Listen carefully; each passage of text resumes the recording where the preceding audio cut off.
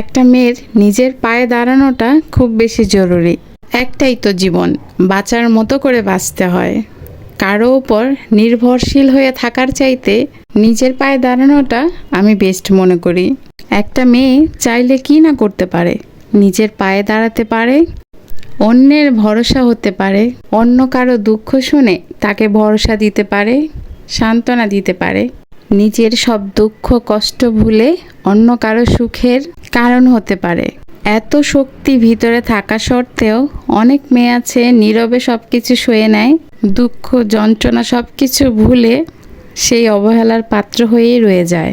সে মনে করে তার জীবন এখানেই শেষ, এখানেই সমাপ্ত, এটা ছাড়া সে আর কিছু করতেই পারে না, তার ধারায় কিছু হয় না, তার ধারায় কোনো কিছু সম্ভব না। তবে সে এটা জানে না সে চাইলেই অনেক কিছু করতে পারে। একটা মেয়ে যেমন ভালোবেসে বুকে জড়াতে পারে, ঠিক তেমনি সব কিছু ছেড়ে দিয়ে নিজের একটা জগৎ তৈরি করতে পারে। প্রত্যেকটা মেয়েরই নিজের মতো করে বাঁচার অধিকার আছে, সে বিবাহিত হোক কিংবা অবিবাহিত। সবারই নিজের পায়ে দাঁড়ানো উচিত। কারো জায়গায় পৃথিবীতে কেউ ছেড়ে দেয় না, সবার যোগ্যতায় যার যার জায়গা তৈরি করে নিতে হয়।